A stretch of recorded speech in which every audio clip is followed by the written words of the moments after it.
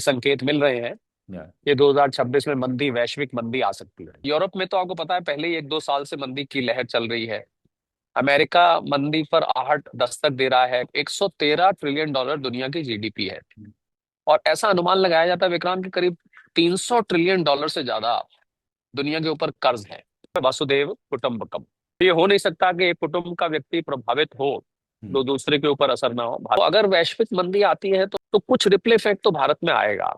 IT sector मुझे लगता है काफी प्रभावित हो सकता है। आईटी सेक्टर है जो ज्यादातर अमेरिका और विदेशी आय पर निर्भर है। तो मुझे लगता है जो सेक्टर्स विदेशों पर ज्यादा निर्भर हैं उनके ऊपर इसका ज्यादा असर होगा। यहाँ पर अमीरी और गरीबी का फर्क भी बहुत है। एक चिंता मुझे नजर आई।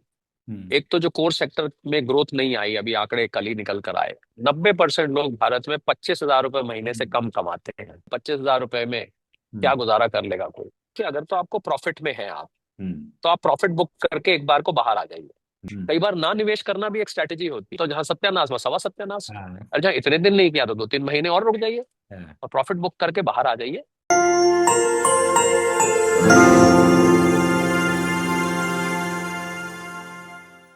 नमस्कार, मैं हूं विक्रांत यादव और आप देख रहे हैं आपका अपना चैनल द स्वतंत्र। आज एक बार फिर हमारे साथ डॉक्टर शरद कोहली जुड़े हैं, क्योंकि पिछली बार जो हमने इंटरव्यू किया था, बातचीत की थी, उस पर दर्शकों के कई जवाब आए, कई लोगों की क्वेरीज थी कि अब आगे क्या।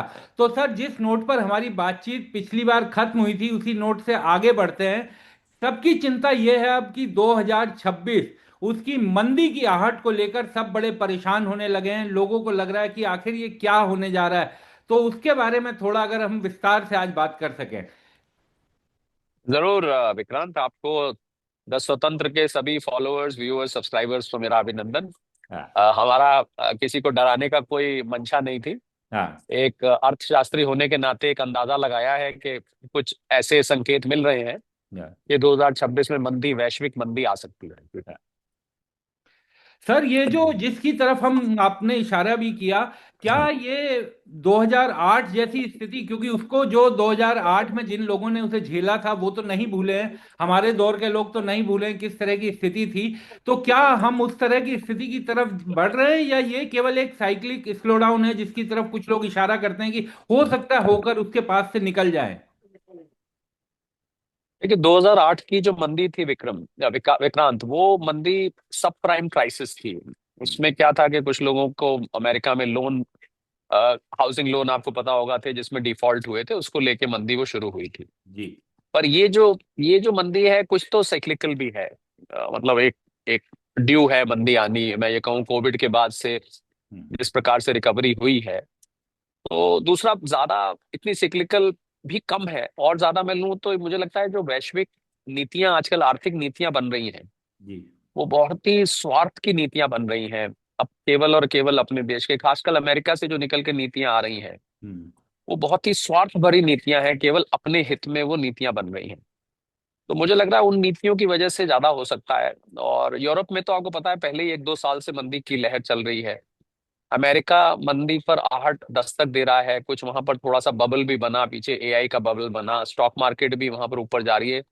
दूसरा मुझे लगता है ये मंदी ज्यादा विक्रांत कर्ज को लेके है। दुनिया भर पे कर्ज इतना चढ़ गया है, आपको हैरानी होगी कि करीब $113 ट्रिलियन दुनिया की जीडीपी है।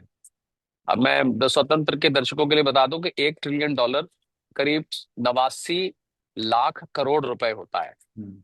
क्योंकि डॉलर वैल्यू गिर गई है और रुपया ऑल टाइम लो पर है। डॉलर वैल्यू बाकी करेंसीज के मुकाबले तो गिरी है, पर भारतीय करेंसी के मुकाबले डॉलर इंक्रीज हुआ है। तो 89 लाख करोड़, आप $113 ट्रिलियन दुनिया की जीडीपी है। और ऐसा अनुमान लगाया जाता है विक्रांत कि करीब $300 ट्रिलियन से ज्यादा दुनिया के ऊपर कर्ज है। हम्म। तो ये कर्ज इस कदर बढ़ गया है कि कर्ज का भी बब्बल फट सकता है। और कर्ज का जरा सा भी डिफॉल्ट हुआ तो एक ताश के पत्ते हम लगाते हैं ना, जी। तो उसको कैस्केडिंग इफेक्ट कहते हैं। एक पत्ता भी गिरता है, अगर इसको अब एक के ऊपर एक खड़े करते जाएं, तो सारे के सारे पत्ते ढेर हो जाते हैं। तो कुछ इस तरीके का सिचुएशन बना हुआ है। कई बार नहीं भी गिरते हैं, मतलब आपने वो पत्ता नहीं हिलाया तो नहीं भी हो सकता है।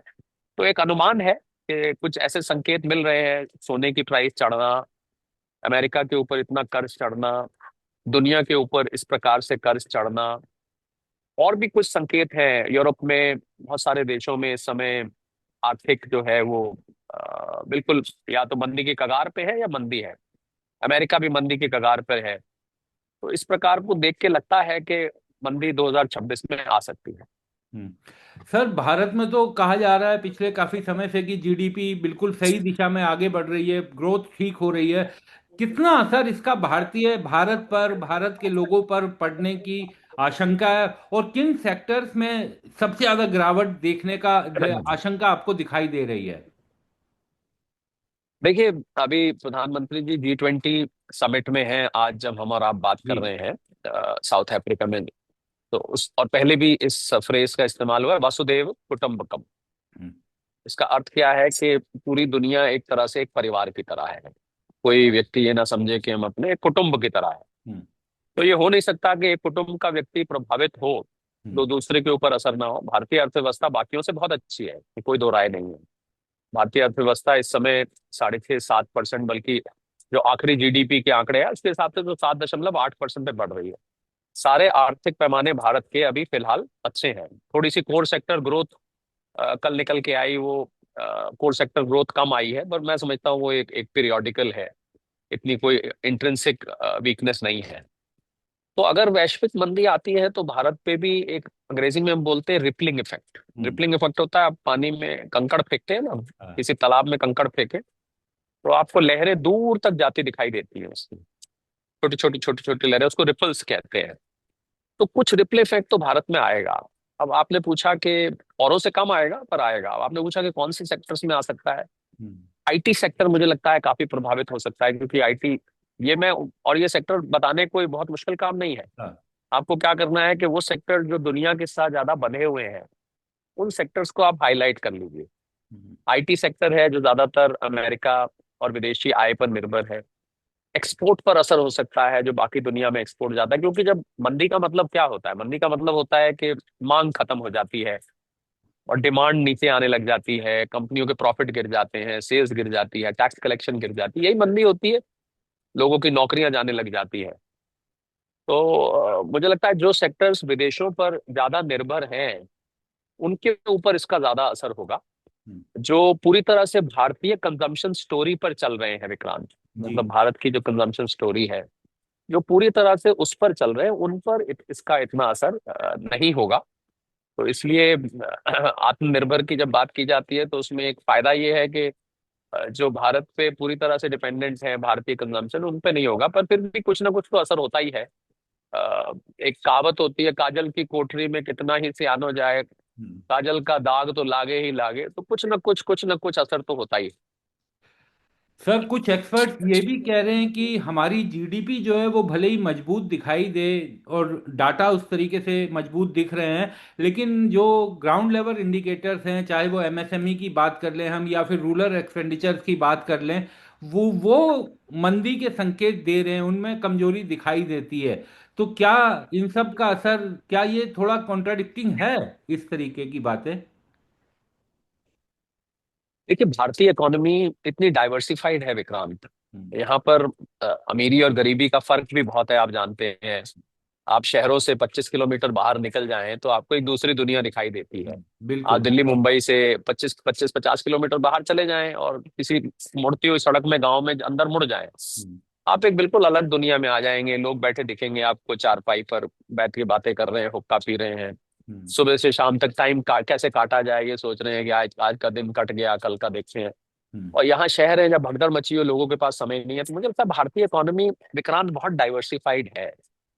तो उसको देखते हुए अब आपके सवाल का जवाब इस बात में छुपा हुआ है हम्म। कि कुछ सेक्टर्स में कुछ पॉकेट्स आपको टिक जाती दिख रही हैं। हम्म। कुछ पॉकेट्स हैं, हमेशा ही इतना बड़ा, जब इतना बड़ा देश हो और इतनी डाइवर्सिफाइड इकोनॉमी हो, एग्रीकल्चर सेक्टर है, इंडस्ट्री सेक्टर है, एमएसएमई है, मैन्युफैक्चरिंग है, ट्रेडिंग है, दिल्ली को लें आप तो उसमें ट्रेडर्स की भरमार है। हाँ। लोग इधर से खरीदते हैं उधर बेचते हैं। सर्विसेज सेक्टर है, गिग गिग सेक्टर बहुत बड़ा हो चुका है, जो लोग डिलीवरी वगैरह की नौकरी करते हैं, जिनके लिए अभी लेबर कोड में प्रावधान किया गया है। हाँ। तो इतना बड़ा सेक्टर है कि मुझे लगता है कोई ना कोई इंजन यहाँ पर चलता रहता है। एक इंजन बैठ भी जाता है तो दूसरा चलता रहता है। थोड़ी सी एक चिंता मुझे नजर आई, हम्म। एक तो जो कोर सेक्टर में ग्रोथ नहीं आई, अभी आंकड़े कल ही निकल कर आए। एक और मुझे चिंता नजर आ रही है कि इन्फ्लेशन के जो नंबर्स हैं वो पिछली बार 0.25% आया, सीपीआई जिसको हम कहते हैं। हाँ। तो वैसे तो खुशखबरी है, महंगाई पिछले साल के मुकाबले कुल 25 पैसे बढ़ी है। हम्म। बहुत ही अच्छे आंकड़े हैं। परंतु इसमें देखने वाली बात यह है कि एक अर्थशास्त्र की दृष्टि से अगर इन्फ्लेशन बहुत कम होती है हाँ। तो वो भी खतरे की घंटी होती है। हाँ। क्योंकि फिर हम धीरे, अगर ये और नीचे जाती है तो डिफ्लेशन हो जाएगा। डिफ्लेशन का क्या मतलब होता है कि कीमतें बढ़ने की बजाय घट रही हैं। हम्म। अब देखिए कीमतें घटती कब हैं। आप जो लोग अर्थशास्त्र पढ़े हुए हैं वो तो समझ जाएंगे, जो नहीं पढ़े उनके लिए बता देता हूँ कि जब मांग बहुत गिर जाती है हाँ। तो उस वक्त कीमतें गिरने लगती हैं, क्योंकि आप कम कीमतों पर बेचेंगे, सामान आपको बेचना है। तो मुझे लग रहा है ये जो बहुत कम इन्फ्लेशन है ये एक तरफ खुश होने का भी कारण है, एक तरफ थोड़ी सी चिंता का भी कारण है। हम्म। पर आपकी बात आपका प्रश्न बिल्कुल वाजिब है, जो आपने बात पूछी है बिल्कुल अच्छा प्रश्न किया है। कहीं किसी किसी सेक्टर में स्लो डाउन दिख रहा है, पर क्योंकि इतने ज्यादा यहाँ पर सेक्टर्स हैं, डाइवर्सिफिकेशन है, कई इंजन से चलता है, कोई ना कोई इंजन चलता रहता है। कभी एक्सपोर्ट ढीला पड़ता है तो कृषि में अच्छी हो जाती है उपज, कभी कृषि ढीला पड़ता है तो मैन्युफैक्चरिंग सेक्टर से अच्छी रिपोर्ट आ जाती है, कभी वो ढीला पड़ता है तो इलेक्ट्रॉनिक एक्सपोर्ट ज्यादा दिखाई देने लगते हैं, फिर वो ढीला पड़ता है तो सर्विस सेक्टर चलने लग जाता है, फिर वो स्लो पड़ता है तो पता लगता है कि दिवाली पर और इसके बाद बिक्री बड़ी अच्छी, गाड़ियां बहुत बिकने लग गई, हम्म। जीएसटी की कलेक्शन बड़ी अच्छी आ गई। तो बहुत मिक्स्ड और डाइवर्सिफाइड भारत की इकोनॉमी है। तो ये कह देना कि भारत में मंदी आ रही है या मंदी की आहट हो रही है, मुझे लग रहा है अभी ठीक नहीं रहेगा। हम्म। अब भारत के हमें, क्योंकि आंकड़े बड़ा कुछ बताते हैं, हम तो आंकड़ों पे दो ही तरीके हैं पता लगाने के विक्रांत, या तो आप आंकड़े देखें हाँ। या आप जमीनी तौर पर पूरे देश में भ्रमण करके अलग अलग सेक्टर से बातचीत करें, उनसे पूछें, उनके रिजल्ट देखें खोल खोल के। तो मुझे लगता है हमें आंकड़े, जो फिलहाल जो आंकड़े हैं वो इतने कोई चिंताजनक नहीं है। हाँ, वैश्विक मंदी जब आती है तो फिर हम देखेंगे कि उसका असर भारत पर कितना आया और हम्म। किस किस सेक्टर पे आया, जैसे मैंने अभी थोड़ी देर पहले बताया। तो तब इस बात को हम कंक्लूड कर पाएंगे कि भारत उस मंदी को, इसको हम अंग्रेजी में हेडविंड्स कहते हैं, कि भारतीय अर्थव्यवस्था के सामने हेडविंड है। हाँ। एरोप्लेन चलता है ना, तो जब हवा उसके विपरीत होती है तो थोड़ा सा एरोप्लेन में ऐसा बताया जाता है कि ईंधन भी ज्यादा लगता है, उसको थोड़ी मशक्कत ज्यादा करनी पड़ती है, स्पीड भी थोड़ी कम हो जाती है। तो हेडविंड्स हैं, पर इतने चिंताजनक नहीं है। भारत असल में क्या है विक्रांत, कि भारत अपने आप में एक दुनिया है। हाँ। देखिए इस दुनिया में 850 करोड़ लोग रहते हैं, 800 850 करोड़ लोग, आपको और मुझे मिला के हाँ। 850 करोड़ लोग रहते हैं, जिसमें से भारत में 140 45 करोड़ लोग हैं, हर छठा आदमी तो भारतीय है। तो हम अपने आप में एक दुनिया है। और अब मजे की बात यह है विक्रांत कि यहाँ पर ऐसे मस्त हम लोग रहते हैं अपनी दुनिया में। तेजस्वी यादव, लल्लू यादव जी और नीतीश बाबू के चिंतन में, कभी पहले केजरीवाल के चिंतन में रहते थे, कभी राहुल गांधी साहब के, कभी किसी मंत्री के चिंतन में रहते हैं, कभी बीजेपी में। यहाँ कि हमें दुनिया का ना खैर खबर ही नहीं रहती है। हाँ। यहाँ पर आप देखिए, आप टीवी चैनल पे खोल के देखेंगे तो आपको बिहार चलेगा तो बिहार ही बिहार, सब तरफ हाँ। बिहार, जैसे सारी दुनिया बिहार में सिमट के आ गई। मैं बिहारियों का आदर करता हूँ हाँ। और बहुत सम्मान करता हूँ, मेरा उनको किसी को डिमीन करने का कतई मतलब नहीं। मैं ये कहता हूँ कि यहाँ पर हम लोग बहुत जागरूक नहीं रहते हैं। तो अगर आप दुनिया भर को देखें तो हम उनसे बहुत अच्छे चल रहे हैं। मैं हम तो पूरी दुनिया को एनालाइज करते हैं। मैं जी। तो रोज सुबह, आप मानेंगे नहीं, रोज सुबह 2 घंटे मैं दुनिया की आर्थिक जगत में क्या हो रहा है, जियो पॉलिटिकल जगत में क्या हो रहा है, 2 घंटे विदाउट फेल मैं उसको पहले पूरा स्टडी करता हूँ, एनालाइज करता हूँ। तब मैं अपने देश के किसी मुद्दे पर नतीजे पर पहुंचता हूँ, क्योंकि मैं उसको सामयिक रूप से लेता हूँ, मैं तो सारे को समेट कर तब एनालिसिस करता हूँ खाली अपने देश का। तो इतनी ज्यादा चिंता की बात नहीं है। थोड़ा किसी किसी सेक्टर में स्लो डाउन होता है, साइक्लिकल भी होता है, कभी कभी कोई कोई क्वार्टर धीरे पड़ जाता है फिर अगले क्वार्टर में पिकअप कर जाता है। तो यहाँ अभी कोई मंदी की ऐसी कोई नहीं। हालांकि बहुत सारे लोग आपके दर्शक होंगे जिनका कामकाज ठीक नहीं चल रहा होगा, हाँ। बहुत सालों से तनख्वाह नहीं बढ़ी होगी, वो एकदम कमेंट करेंगे, अरे भैया तुम्हारे चल रहे होंगे, तुम कोट पैंट टाई पहन के बैठे हो, हाँ। यहाँ तो तनख्वाह नहीं बढ़ी, नौकरी चली गई, हाँ। यहाँ बिजनेस नहीं चल रहा, वो नहीं है। तो वो मतलब इतना डाइवर्सिफाइड है, यहाँ पर मिक्स मामला है। बहुत अमीर भी आपको दिखेंगे, गरीब भी दिखेंगे, मध्यम वर्ग दिखेगा, नियो मिडिल क्लास दिखेगी। हर एक की अपनी अपनी कहानी है। किसी की जिंदगी में बल्ले बल्ले है, किसी की जिंदगी में दुख है। तो ये बहुत डाइवर्सिफाइड। दिक्कत दिक्कत भी सर, लोगों का जो कमेंट्स आते हैं ना, वो यही है कि ये जो गैप है ना, गैप बहुत बढ़ता जा रहा है। जो इनकम गैप का है। जो गैप है हाँ वो भयानक बढ़ता जा रहा है। अब तो ऐतिहासिक रूप से सामने दिखाई भी देता है तमाम रिपोर्ट्स में और डाटा में कि बिल्कुल पहले। विक्रांत, देखिए हाँ। गैप। और मैं आपको गैप की बात बताऊं, सॉरी आपको मैं टोक रहा जी जी। हूँ, शो आपका है फिर भी मैं आपको टोक रहा हूँ। नहीं बिल्कुल। 90% लोग भारत में, हाँ ध्यान दीजिएगा इस आंकड़े हाँ। पर, 90% लोग भारत में 25,000 रुपये महीने से हम्म, कम कमाते हैं। हम्म, और अगर मैं इसको पलट दूं, हम्म, तो 10% लोग केवल ऐसे हैं जो 25,000 रुपये महीने से ज्यादा कमाते हैं। हम्म, 10%, यानी कि 100, अगर 140 करोड़ आबादी है, तो 126 करोड़ लोग 25,000 रुपये महीने से कम कमाते हैं। अब मुझे आप ये बताइए, 25,000 रुपये में क्या हम्म, गुजारा कर लेगा कोई? आप क्या कितना खा लेंगे? आपके दो बच्चे हैं, हम्म, और बच्चे स्कूल जाते हैं, आप नौकरी करते हैं, घर के 10 खर्चे होते हैं, 25,000 रुपये आजकल पता ही नहीं लगता कहाँ चले गए। बिल्कुल। तो ये भारत की कहानी है। पर यह है कि सुधार हो रहा है, धीरे धीरे लोग इस कैटेगरी से निकल रहे हैं बाहर। जनरेशन्स लग जाती हैं कई बार। जी हाँ, बिल्कुल आपने बिल्कुल ठीक कहा, इनकम गैप यहाँ पर है, वेल्थ गैप भी बहुत है। कहीं तो 100-100 करोड़ का, अभी एक बड़े बिल्डर हैं गुड़गांव में, उन्होंने एक प्रोजेक्ट लॉन्च किया है। कम हम्म। से कम मकान 70-80 करोड़ रुपए का एक हाँ फ्लैट है, अपार्टमेंट है, किसी फ्लोर पर, जमीन हाँ। वमीन नहीं है उसमें, किसी फ्लोर पर, हवा किसी में। फ्लोर पर एक फ्लैट है। हाँ हवा में कहीं 70-80 करोड़ से शुरू होता है। अच्छा, उसको आप जाके नहीं खरीद सकते, हाँ। वो आपके पास आएंगे चल के बेचने के लिए। वो अगर आपको कहेंगे आप लीजिए तो आप लेंगे। आप कहीं जाके कहें कि मेरे पास भैया पैसा है मुझे दे दो, वो पहले आपका केवाईसी करेंगे, पूरा आपके बारे में पूरी इंक्वायरी होगी। हाँ। और एक बेचारा 25 गज की जमीन खरीदने के लिए, झोपड़ी बनाने के लिए भी जगह ढूंढता है। हम्म, तो ये तो भारत की कहानी मैं समझता हूँ दशकों से चली आ रही है। हम्म, सरकार की जितनी नीतियां हैं इस गैप को भरने के लिए आती हैं, पर इस गैप को भरना आसान काम नहीं है। ये कोई सड़क के गड्ढों भरने जैसा नहीं है कि बरसात हुई आपने गड्ढे भर दिए। हम्म, ये गैप ऐसा है जिसको भरने में, अगर बिगड़ने में विक्रांत दशक लगे हैं, तो सुधरने में भी दशक लग जाएंगे। मैं किसी एक सरकार, किसी एक पॉलिटिकल पार्टी, किसी की तरफ मैं इशारा नहीं करना चाहता। मैं तो भारत का स्ट्रक्चर ही ऐसा बना हम्म। कि यहाँ पर ये गैप बन गया, और ये गैप को भरने में बहुत साल लग जाएंगे। अफसोस है इस बात का। सर एक चीज आपने, क्योंकि डॉलर की भी बात की थी, डॉलर के मुकाबले रुपए की गिरावट ऑल टाइम हाई आ गई जो हमने देखा, तो क्या इसके पीछे कुछ हमारी घरेलू कमजोरियां भी हैं? हाँ, देखिए, मैं जो बात कहने जा रहा हूँ उस पे कुछ लोग शायद उसको ना समझ के उस पे हंस पड़े, जी। और मैं फिर भी बोलूंगा जरूर।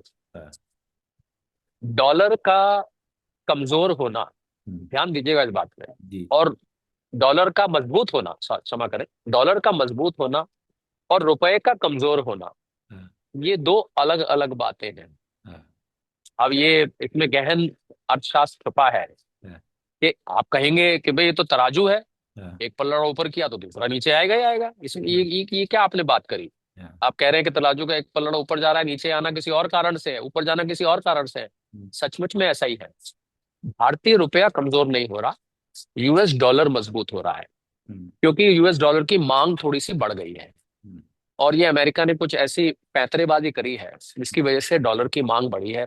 और दूसरा, ये जो शेयर मार्केट में हमारे एफपीआईज और एफआईआईज है ना, ये हम्म, लगातार पैसा निकालते रहते हैं।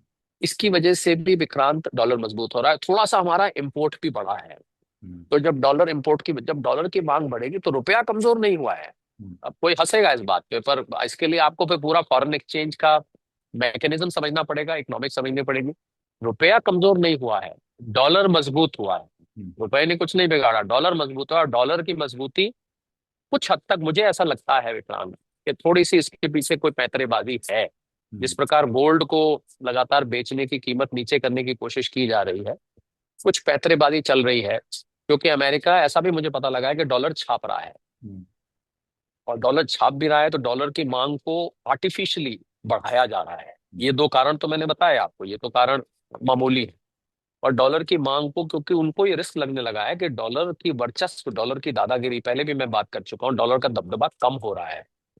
और अगर ये, और अभी G20 समिट चल रहा है ना, उसमें अमेरिका नहीं आया है, हाँ शायद बिल्कुल। आपको पता होगा, उसमें हाँ। अमेरिका ना, अमेरिका का कोई कोई नुमाइंदा आया है। उनको ये डर है कहीं हमारे खिलाफ कोई साजिश चल रही है, हमारी करेंसी को नीचे लाने की कोशिश की जा रही है। हम्म, तो इसकी वजह से वो डॉलर की मांग को पर आर्टिफिशियली बढ़ाना बहुत दिनों तक चल नहीं सकता। हम्म, आप किसी चीज को आर्टिफिशियली बहुत दिन तक ऊपर नहीं रख सकते हैं। तो रुपया कमजोर नहीं है, डॉलर मजबूत हो रहा है। किया गया है डॉलर को मजबूत। बाकी करेंसीज के खिलाफ भी डॉलर, एक डॉलर इंडेक्स होती है विक्रांत, जो हम्म। कि 6 करेंसीज के अगेंस्ट बनती है। मुख्य करेंसी उसमें यूरो है, जापानीज येन है, स्विस फ्रैंक है और ब्रिटिश पाउंड है। ये 4 मुख्य करेंसी है। तो इनके खिलाफ डॉलर पीछे बहुत कमजोर हो गया था। हम्म। ये डॉलर इंडेक्स 96 तक आ गई थी एक समय पे। अब ये वापस 100 पे आ गई है, या मैं यूं कहूं कि लाई गई। हम्म। तो इसको थोड़ा सा, इसके पीछे मुझे कहीं मैनिपुलेशन दिखाई दे रहा है कि इसको उठाया गया है, क्योंकि अमेरिकी अर्थव्यवस्था अच्छी हालत में नहीं है। हम्म। जिस अर्थव्यवस्था के ऊपर 38 ट्रिलियन डॉलर का उधार हो, उसकी करेंसी मजबूत नहीं होगी। जिस जिस देश से दुनिया भर के देशों ने ट्रेजरी से अपना निवेश निकाला हो, हम्म। उसकी करेंसी मजबूत नहीं होगी हम्म। अगर आप नेचुरल तरीके से चले। पर आर्टिफिशियली आप करें तो कुछ टाइम के लिए आप कर ही सकते हैं। आर्टिफिशियली तो कुछ भी किया जा सकता है। तो कोई, समझता हूँ आपके प्रश्न का उत्तर मिल गया। जी सर, पिछले कुछ सालों में ये भी देखा गया है कि जो कुछ नए निवेशक बाजार में जुड़े, लेकिन पीछे पिछला एक साल तो हमने देखा कि किस तरीके के बाजार ने रिटर्न दिए। तो निवेशकों में जिस जी तरह से ये आर्थिक मंदी की आहट अब सुनाई देने लगी है, लगातार लोग, विशेषज्ञ लोग, आप जैसे एक्सपर्ट्स इस पर चर्चा कर रहे हैं, बातचीत कर रहे हैं, तो सामान्य लोग जो देख रहे हैं, जो अपना थोड़ा बहुत निवेश करते हैं, उनके मन में कई तरह की चिंताएं आ गई हैं। तो उन निवेशकों को आप क्या कहना चाहेंगे जो बाजार में अपना थोड़ा पैसा, बचत का थोड़ा पैसा किसी तरीके से जुटा करके अब इस नए तरीके से सेव करने की कोशिश कर रहे थे, तो उन लोगों को किस तरीके के सुझाव देना चाहेंगे? मैं उम्मीद करता हूँ बाजार से आपका मतलब शेयर मार्केट या म्यूचुअल फंड से है। जी। तो उन लोगों को मैं तो कहता हूँ, अगर वो आपको देखिए, अगर तो आपको प्रॉफिट में है आप, हम्म। तो आप प्रॉफिट बुक करके एक बार को बाहर आ जाइए। हम्म।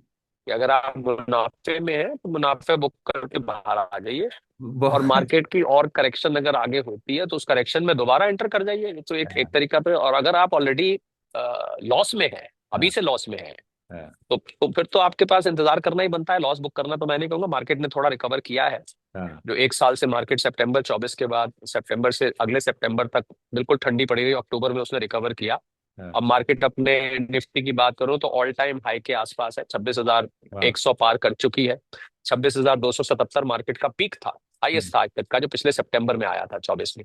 मार्केट उसके इर्द गिर्द है। तो मैं समझता हूँ कि अब तो आप मुनाफे में आ गए होंगे। हम्म। अगर आप मुनाफे में आ गए हैं तो एक बार स्वाद चख लीजिए मुनाफे का, प्रॉफिट मुनाफा कमा लीजिए, कोई पार्टी शार्टी कर लीजिए, हाँ। लड्डू वड्डू बांट के कुछ विक्रांत को भी लड्डू दीजिए। तो बाकी बाकी बाकी और करेक्शन की वेट करिए। हाँ। थोड़ा सा रुक जाइए। कई बार विक्रांत, आपको हैरानी होगी, हम्म। कई बार ना निवेश करना भी एक स्ट्रैटेजी होती है। हाँ। जरूरी नहीं कि हर वक्त आप निवेश का जप ही करते रहे बैठ के कि बिल्कुल, बहुत निवेश बहुत निवेश निवेश, बहुत हर वक्त लो। बहुत गहरी आपने बात बोली है सर। हाँ, कई बार ना निवेश करना भी, इंतजार करना भी एक स्ट्रैटेजी है। तो इसमें हाँ। क्या बुराई है अगर आप 2-3 महीने नहीं निवेश करते। एक हाँ। कहावत होती है, पहले भी तो लोग निवेश इतना नहीं करते थे, तो हम्म। अब हाल में पीछे लोगों ने निवेश के लिए कॉन्शियस हुए हैं। तो एक हाँ। कहावत होती है, गांव में अच्छी तो नहीं होती, पर मैं बोल देता हूँ, जहां सत्यानाश वहाँ सवा सत्यानाश। हाँ। और जहाँ इतने दिन नहीं किया तो 2-3 महीने और रुक जाइए हाँ। और प्रॉफिट बुक करके बाहर आ जाइए मार्केट को। और कुछ तो अभी तो कुछ भारत पाकिस्तान के बीच में टेंशन भी बढ़ रही है। हम्म। जब से ये जो मॉड्यूल का हाँ। सारा डॉट्स जुड़े हैं हाँ। और इसके तार फिर एक बार पाकिस्तान के पास जाके जुड़ रहे हैं, तो ऑपरेशन सिंदूर 2.0 की आहटें सुनाई देने लगी हैं। हम्म। अगर वो होता है, भारत को ऐसी कार्रवाई करता है, तो मार्केट फिर करेक्शन करेगी। हम्म। तो मेरी सलाह है, अगर आप मुनाफे में हैं तो मुनाफा बुक करके बाहर आ जाइए, पार्टी करिए, सेलिब्रेट करिए, मार्केट की करेक्शन की वेट करिए, फिर दोबारा एंटर कर जाइएगा। मार्केट कहीं भागी थोड़ी ना जा रही है। हाँ। ना आप जा रहे हैं कहीं, ना मार्केट जा रही है, दोबारा घुस जाइएगा।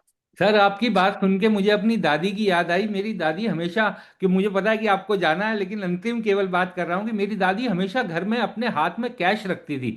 तो मैं उनको बहुत बार कहता जी था कि उन दिनों की जमा करवा दो माँ, बैंक में जमा। वो हमेशा कहती कि ना, हाथ में हमेशा कुछ कैश आपके पास, नकदी हमेशा होनी चाहिए, इससे मजबूती बनी रहती है। तो मुझे लगता है आप भी उसी तरफ इशारा कर रहे हैं। बिल्कुल, बिल्कुल कुछ लिक्विडिटी हाथ में रखनी चाहिए हमेशा, खासकर जब अनिश्चितता का माहौल हो।